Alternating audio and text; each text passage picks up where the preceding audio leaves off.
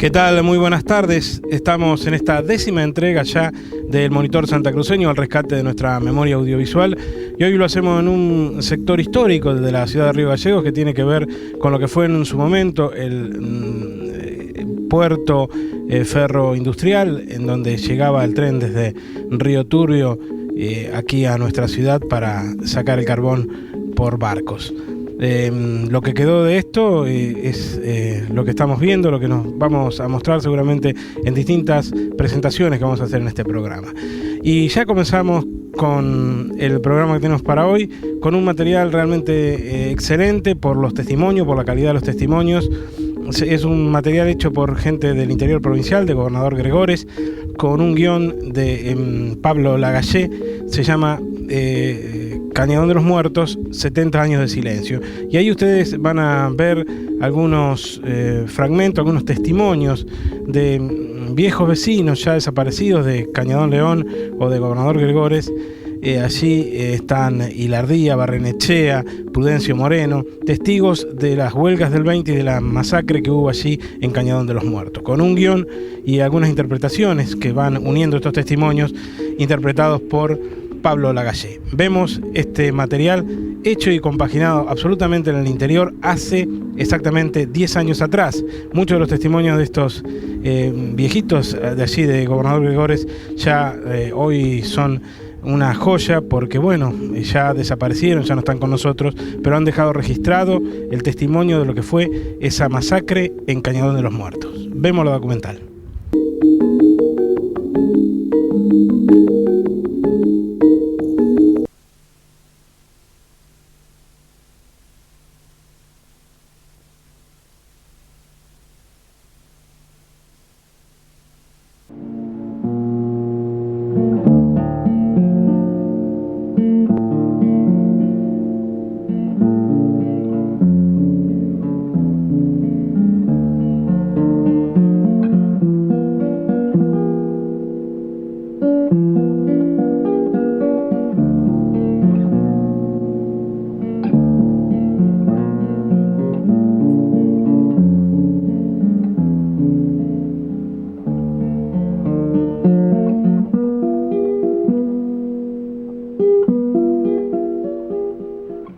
Según estos versos se acomoden en la voz del cantador, habrán de saber quién soy, o al menos de dónde vengo, a dónde encuentra sustento este cantar que no es queja, pero que es escrito con sangre pa' que no borren la huella.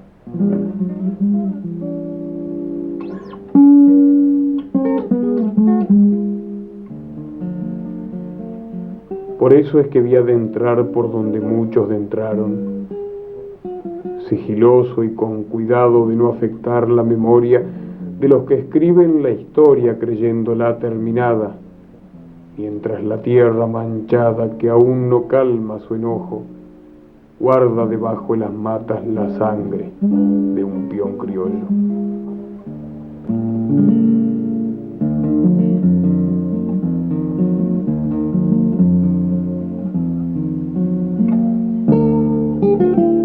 No tengo nombre ni apodo, me llaman tan solo peón.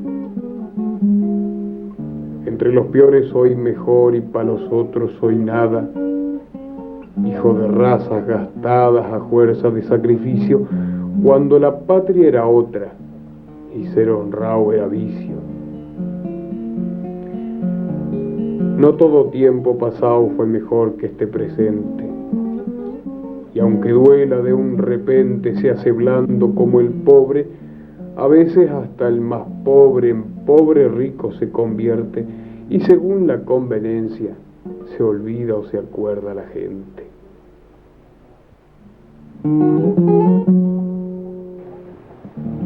Por eso es que desafío al que habla con rencor, diciendo que era mejor el tiempo que ya pasó. De seguro no vivió y se olvida ese señor que en esos años pasados se vivía con rigor.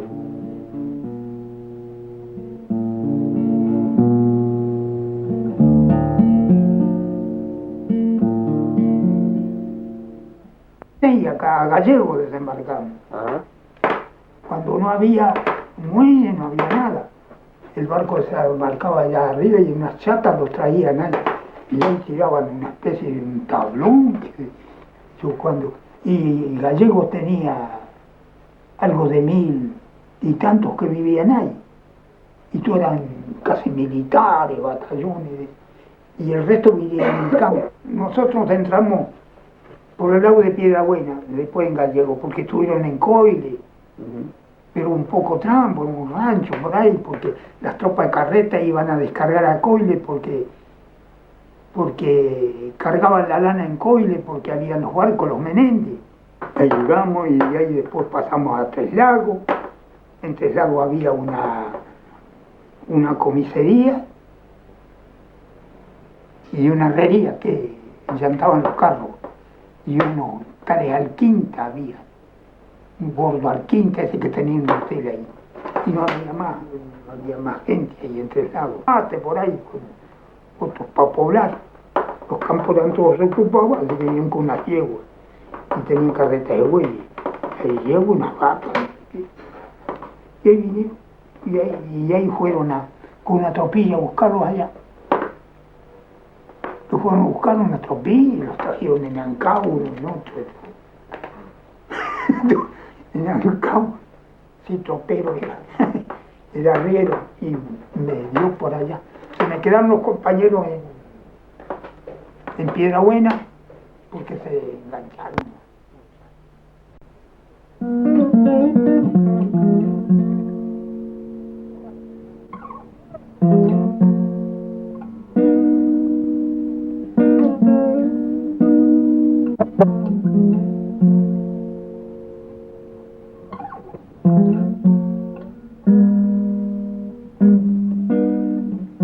Debuté en aquellos años arreando hacienda baguala, ensillado en un malacara potro de buena cría, que a poco se le ofrecía por ser arisco en la monta.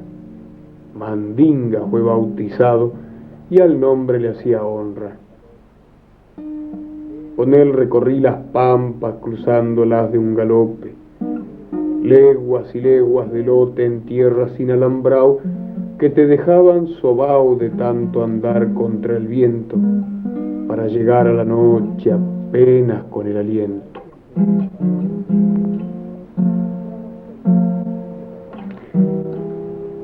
Ansí me pilló un verano con soles y entre los cerros, entremezclado con los vientos que silban largo y parejo, arrancándole al desierto el murmullo de las piedras, quedando libre y profundo el canto mesmo de la tierra.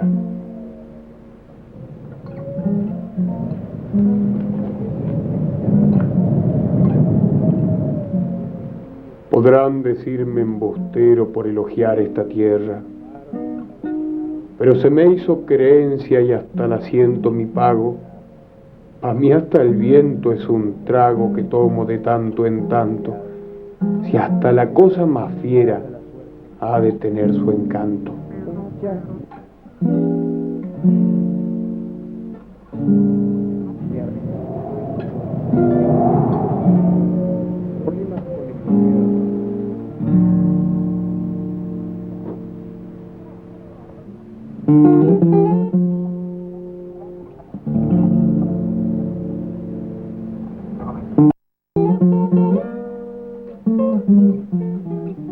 Verdes solían decirle a los llegados de otras tierras. Corridos por la miseria, arreaban en malonadas, y ansí se los explotaba sin respetar ley ni oficio. Caiban solito en la trampa como corderos al sacrificio.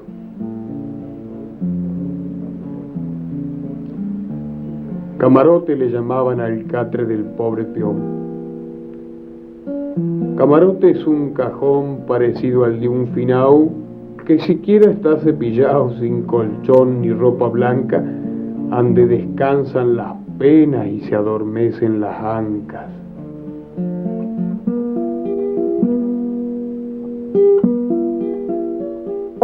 Con los colchones eran cueros nomás, era lo que pero no hubiera sido nada que dieran cueros limpios, pero le daban que la mayoría de esos, como venían pasajeros y dormían en las camas que usaban también los peones de las estancias, yo creo que en ninguna de las estancias pasaba que no tenía piojos en la...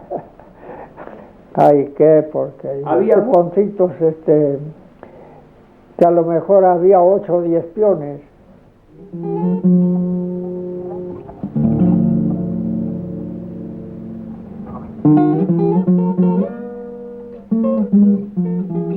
Si habré pasado noches largas contemplando mi desvelo, mesturao con otros hombres de otras tierras, de otro suelo, que no le hallaban consuelo los misterios del viento, de sueños y de penares, poblao estaba el silencio.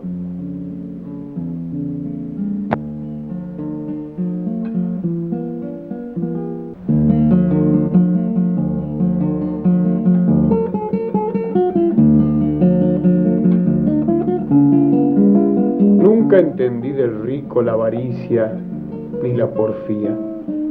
Al escuro se comía porque era ley general que las velas correrán por cuenta del empleado, pagando muchos centavos si quiere estar alumbrado. Como a toda sanción injusta, le correspondió una queja, que calentaba la oreja del patrón que se aguantaba a los gringos a las puteadas reclamando por su lado, y por razón de organización se nombró hasta un delegado. Entre gajes del oficio se pedían muchas cosas, buscando vida decorosa para el que trabaja empleado, un cuartito ventilado, una cama con colchón, un paquete de vela al mes y todo a cuenta del patrón. La ropa a cargo del peón, decía el escrito bien claro. Después un punto y al lado continuaba la oración: en caso de ventarrón no se saldrá la intemperie, a menos que sea una urgencia y el caso de tal se precie. En 100 pesos se fijó el sueldo de trabajo en un mes entero. Agregar un ovejero según la importancia del puesto, acotando que estaría bueno tomar obrero con familia para fomentar el crecimiento de estas tierras argentinas. Al final, y ya cerrando, se pide, para no ser más, se reconozca la sociedad como única autoridad en este caso mentao y se tenga al delegado respeto y consideración para mantener relaciones y agilizar la conversación. Lindo escrito pa' un verseao, pensaron los estancieros, y con el codo corrieron la voluntad de unos cuantos, haciéndole poco caso a los reclamos del pobre, que en huelga nomás se alzaron mostrando razones nobles. Pero el año 20 ya estuvieron aquí la tropa a ver si arreglaban con los patrones y los peones, porque los peones insistían en la mejoría de ese y un poco mejor pagado. Y fue cuando hicieron el convenio que después los estancieros no se lo reconocieron.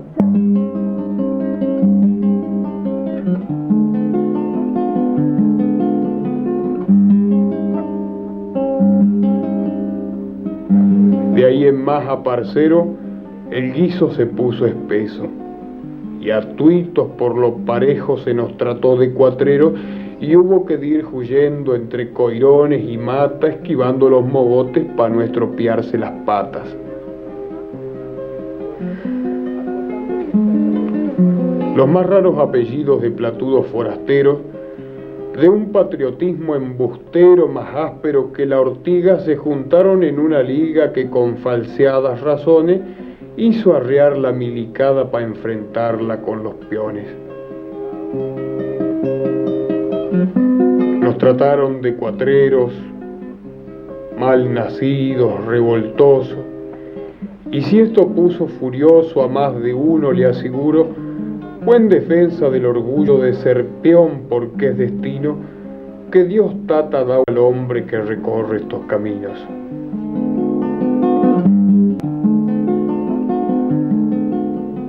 En un parador de arreos donde tres huellas se unían, de trago en trago corría con asombro un sucedido, que los huelguistas seguidos por la tropa de Milico, de Paso Ibáñez venían huyendo por el camino.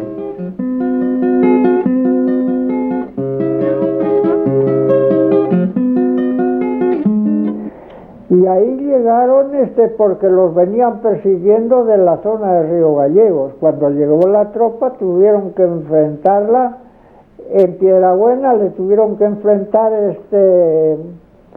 este grupo que vino acá, que era el más grande, 600 hombres eran los huelguistas que se armaron en Santa Cruz. Claro, no, pero ahí había ya un galpón, aquí en Bellavista, que fue donde los alcanzaron, ya había galpón ahí.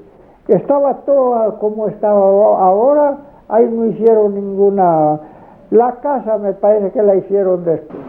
¿A qué estaban ellos acá? Después los huelguistas llegaron a Bellavista el 22, el mes de marzo, así por ahí creo, el mes de marzo más o menos.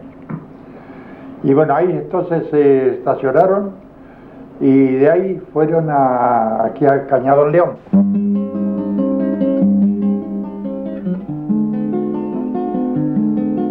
A su paso los huelguistas entraban a las estancias y sacándole ganancias se armaban de provisiones, arreando con los peones como si fuera vacaje, y lo que fue justa causa se convirtió en malonaje.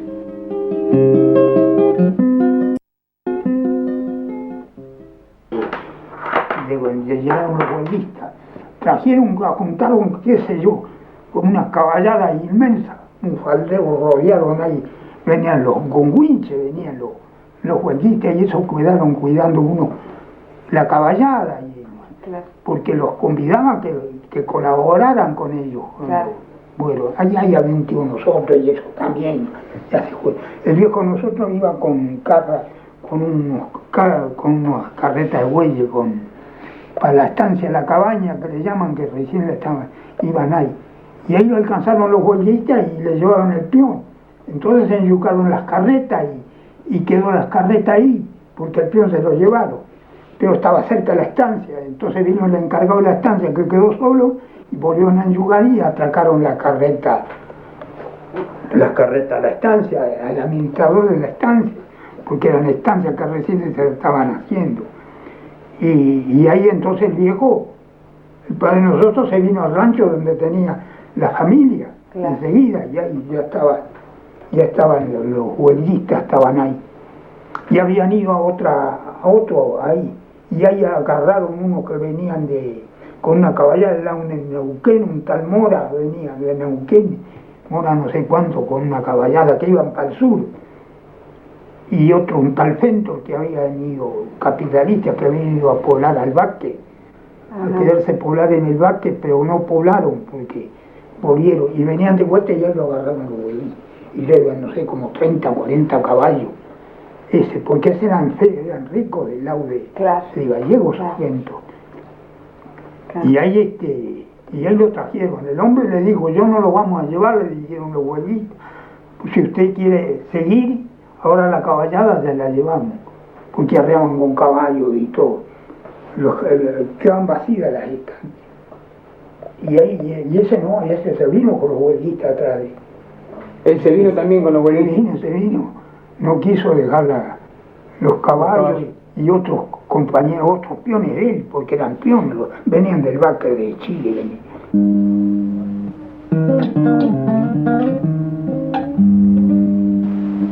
Partió la tropa huelguista para el lado de los cañadones, aplastando los coirones a su paso la caballada, dejaban huellas marcadas bajo un cielo bien clarito y se acampó entre unos cerros a orillas del río Chico. La milicada venía pisándole los talones, furiosos como leones tras el rastro de la presa, olfatearon con destreza el paso de los huelguistas, sabiendo que no le erraban y andaban sobre la pista. De ahí en más se sucedieron los hechos que son leyenda. La milicada que encuentra la pionada reunida logra burlar al vigía y rodeando el cañadón se echaron sobre nosotros a la voz de algún mandón.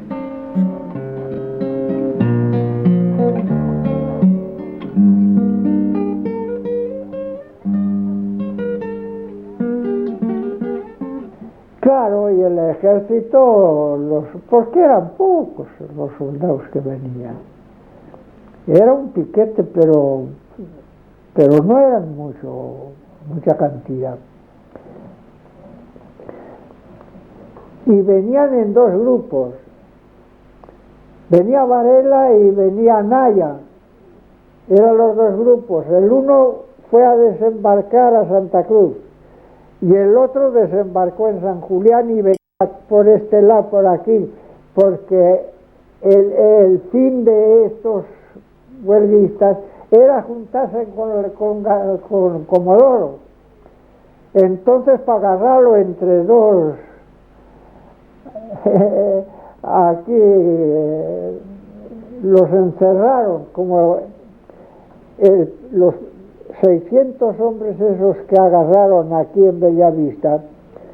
Esos pensaban pasar el río para juntarse que en Comodoro también les ayudaban, les iban a ayudar si llegaban, pero con la maniobra que les hicieron, unos venían de este lado del río, Anaya, aquí, que es el que hizo el cuartel general aquí en la Anónima, y ya los informaron bien en la Anónima como eran los capos de la...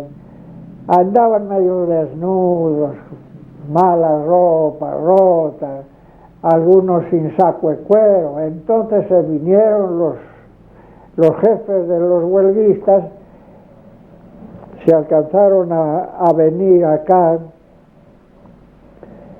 y fueron al negocio. Y a ver, vos, llevaba un saquito común nomás, bajen que los tenían colgados los sacos de cuero, buenos, no, mira, bajen ese saco de cuero, fulano, póngaselo. En esa forma lo fueron vistiendo. Por eso se comunicaban los jefes, cabecillas, sargentos y todo eso. Aquí dejaron un sargento que se llamaba el sargento de Apozo, acá, que a mí tuvo que ir a mí aquí no me hicieron nada. Se calculaba que de los 600 hombres era un 20% que mataron. Mataban los que traían del campo, denunciados por los estancieros. Y iban allá, lo agarraban en el campamento, pero todos estaban acampados, se dispararon del grupo ese. Como eran ya caballos, muchos de ellos eran domadores, de los que venían ahí también, porque levantaban la gente de las estancias. Ahí no podía decir que no, tenían que venir todos.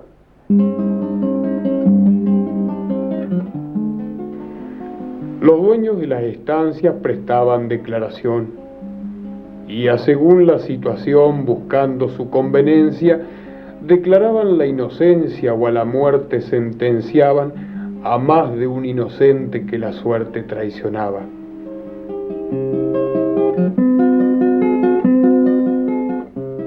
Los huelguistas lo llevan a Cune y no sé si algún otro había. Posiblemente estaría Lizarralde. Otro en esa época no había por ahí. Estaba después a vivir desde la estancia, no me acuerdo. ¿Cómo se llama ahí el Callao? Llanera. ¿Eh? Llanera. ¿Llanera? Llanera, esa es la población que había. Bueno, entonces llegaron los soldados a Bellavista, que ahí detuvieron al grupo, que venían de viaje para ir hasta el norte, dice que iban a viajar. Bueno, así que ahí detuvieron al grupo, entonces se apartaron ahí, ya traerían las recomendaciones ellos, ya hicieron la parte para fusilar, así que ahí fusilaron 6, ese día que tomaron el grupo. Ahí mismo. Fusilaron ahí mismo 6. Y entre ellos estaba el Filán Cune, que estaba destinado también para matar. Bueno. Y entonces llegó la casualidad que llegó el Filán Hospitaleche, él venía por acá por este otro lado, venía con otro jefe, no sé. Entonces llegaron justo cuando tomaron el grupo acá a Bellavista.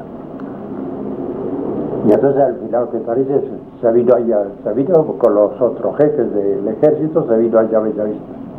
Entonces ya lo tenían aparte al final Cune para fusilarlo. Entonces al final Cune se dispuso a hacerles el comentario: ¿cómo ustedes van a matar a este hombre? Es un hombre que presta mucho servicio aquí al gobernador Gregorio. Ustedes no se imaginan la cantidad de carros, chatas que andan, y él es especialista en ese asunto. Así que si ustedes matan a ese hombre, queda esto paralizado. Bueno, la cuestión que lo largaron a Financún. Aparte de eso ya habían separado varios más. Y entonces, no sé la cantidad, no sé qué mataron. Hicieron un pozo, un cañadón que le llaman el Cañadón de los Muertos, y ahí hicieron un pozo 4x4, así que nadie sabe los que mataron.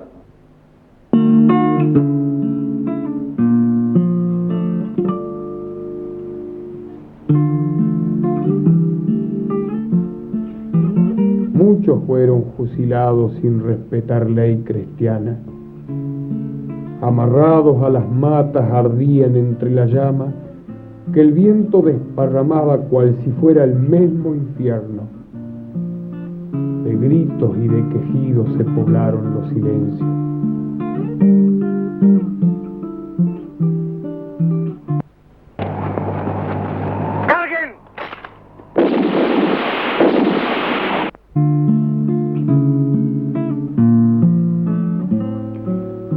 De aquel duelo desparejo muchas cosas se dijeron, más historias se tejieron que las que encierra el destino. Lo cierto es que hay un camino marcado con sangre, mi amigo, y el Cañadón de los Muertos es el único testigo.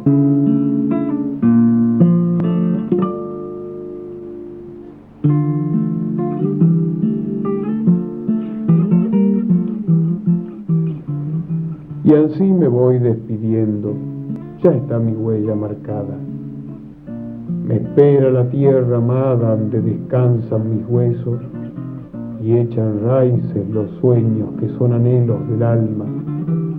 En los silencios del viento, escrita está mi palabra.